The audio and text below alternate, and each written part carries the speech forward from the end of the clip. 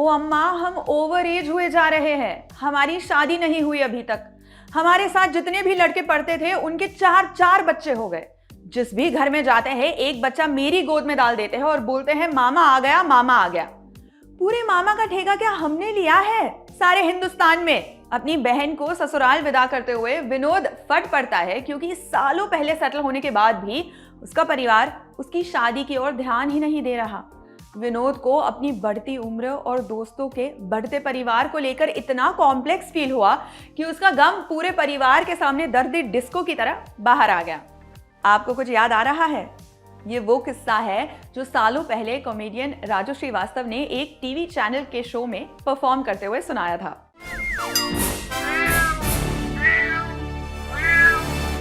हाय, मेरा नाम है जीशा और आप देख रहे हैं ऑर्डिनरी का स्पेशल शो म्याओ। पहले क्लियर कर दूं, आज मैं किसी कॉमेडी शो के बारे में बात नहीं करने जा रही हूं।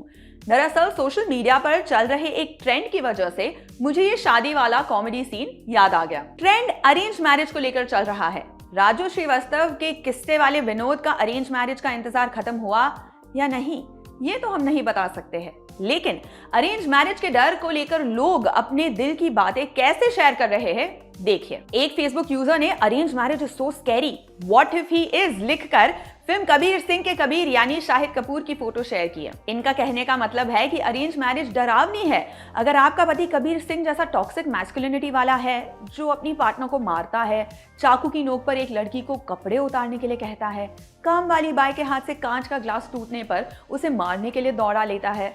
एक और यूजर ने फेसबुक पर पोस्ट किया कि arrange marriage is so scary, what if he doesn't know about Breaking Bad. मतलब अरेंज मैरिज डरावनी है अगर आपका पार्टनर ब्रेकिंग बैड जैसी वेब सीरीज के बारे में ना जानता हो। एक शख्स ने लिखा arrange marriage is so scary, what if she says मेरे को मीम्स नहीं पसंद। इनके लिए अरेंज मैरिज के डर का मतलब ही कुछ और है। एक ट्विटर यूजर ने एक्ट्रेस शहनाज गिल की तस्वीर शेयर करते हुए लिखा arrange marriage is scary, what if she is too possessive for you. एक ट्विटर यूजर ने arrange marriage is so scary, what if she has लिखा और तारक मेहता का उल्टा चश्मा वाली दया बेन की तस्वीर शेयर कर दी। इस तस्वीर में दया बेन के साथ उनके भाई सुंदर भी दिख रहे हैं। इनके इस पोस्ट का भावार्थ ये है कि अरेंज मैरिज डरावनी है अगर आपकी पत्नी का सुंदर जैसा भाई है जो सीरियल में किसी न किसी तरह अपने जीजाजी यानी जेठालाल की आर्थिक चपट लगाता रहता है। सोशल मीडिया पर अरेंज मैरिज के डर को एक्सप्रेस करने वालों की कमी नहीं है, लेकिन कुछ लोग ऐसे भी हैं जो इस मुद्दे पर ही घिनौनी बातें शेयर कर रहे हैं। अब ये फेसबुक पोस्ट ही देख लीजिए। इसमें लिखा है arrange marriage is so scary, what if my देवर is more handsome than my husband. दूसरी पोस्ट देखिए, इसमें लिखा है arrange marriage is so scary, what if my wife runs away with her boyfriend on our first night. Arrange marriage पर लोग अब खुलकर बोल रहे हैं। सबसे पहले हम समझ लेते हैं कि ये अरेंज मैरिज किस चिड़िया का नाम है। दरअसल शादी के इस सिस्टम में लड़का और लड़की से ज्यादा दोनों के परिवार वालों की चलती है। परिवार वाले ही तय करते हैं कि उनके बच्चे शादी के काबिल हो गए हैं। उसके बाद शुरू होता है रिश्ता खोजने का सर्च ऑपरेशन, जो कि किसी दूर के रिश्तेदार के जरिए कंप्लीट होता है। उसके बाद दोनों परिवारों की बैठकों का दौर शुरू होता है जिसमें वो अपने अपने उम्मीदवारों यानी अपने बच्चों की तारीफों के पुल बांधते हैं। कुंडली देखकर गुण मिलाए जाते हैं। फिर बात लेन देन से शुरू होकर विवाह की शुभ तारीख पर खत्म होती है। भारी भरकम खर्चा होने के बाद दो ऐसे लोग शादी करते हैं जो आपस में एक दूसरे को ना तो अच्छी तरह जानते हैं और ना ही समझते हैं, जबकि लव मैरिज में ठीक इसका उल्टा होता है। कपल्स एक दूसरे को समझने के बाद ही शादी का फैसला करते हैं। फिर बात मम्मी पापा को मनाने पर आती है और फिर होती है शादी। फिलहाल अरेंज मैरिज और लव मैरिज के नुकसान फायदे को लेकर हमेशा से कॉन्ट्रडिक्शन रहा है। लव मैरिज की तुलना में अरेंज मैरिज को काफी जोखिम भरा क्यों बताया जाता है, ये अच्छी तरह से समझने के लिए हमने साइकोलॉजिस्ट और मैरिज काउंसलर डॉक्टर शिवानी मिश्री साधु से बात की। सुनिए उन्होंने क्या कहा।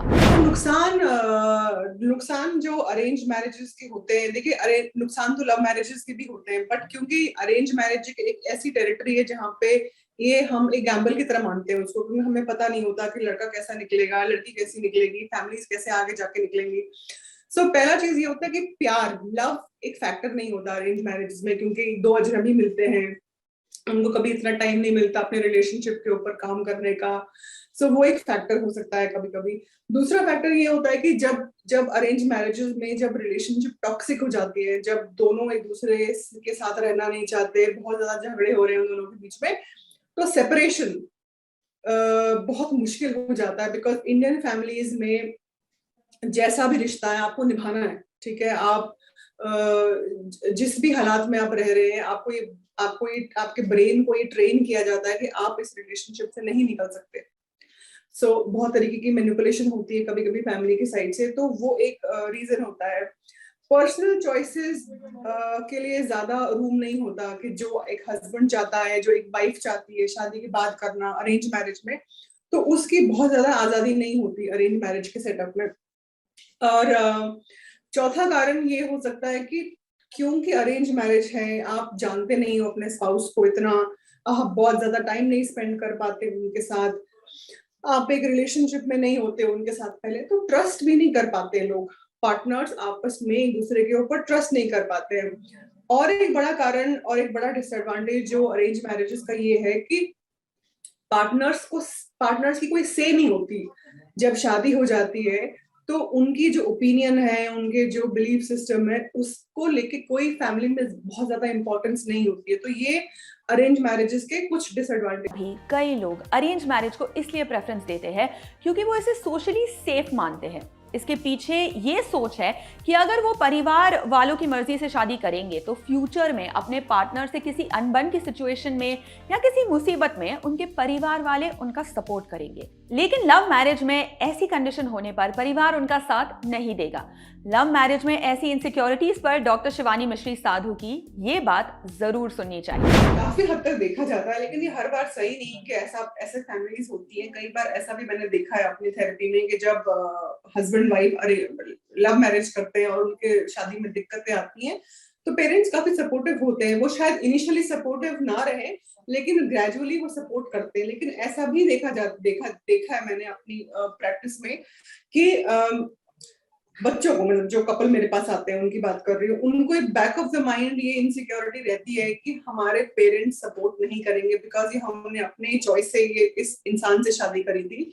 तो वो सपोर्ट, वो जो कुशन, जो एक एनकरेजमेंट की जरूरत होती है, एक सहारे की जरूरत होती है कि नहीं ठीक है, कोई बात नहीं, अगर तुमने अपने पसंद के लड़के या लड़की से शादी कर ली और वो शादी नहीं चल रही है तो कोई बात नहीं, हम तुम्हारे साथ हैं। सो वो देखा गया है कि वो ऐसी प्रॉब्लम्स भी इंडियन पेरेंट्स अपने बच्चों के लिए खड़ी कर देते हैं, बिकॉज उनको लगता है कि ठीक है, तुमने मेरी बात नहीं मानी तो ठीक है, आप ना भुगतो। हमने तो पहले किया था जी जी कि तुम्हें शादी नहीं करनी चाहिए थी, हमें तो मालूम था कि ये कैसा है, ये कैसी है, अब तुम्हारा फैसला है, तुम you bear with it basically। जरूरी ये है कि आप जिस भी तरीके से शादी करने जा रहे हो, चाहे वो एक अरेंज सेटअप हो या फिर आप डेटिंग के बाद शादी करने जा रहे हो, आपको श्योर होना और अपने अधिकारों का पता होना सबसे ज्यादा जरूरी है। आपकी इस मुद्दे पर क्या राय है, कमेंट सेक्शन में बताएं। कल फिर मुलाकात होगी। शुक्रिया।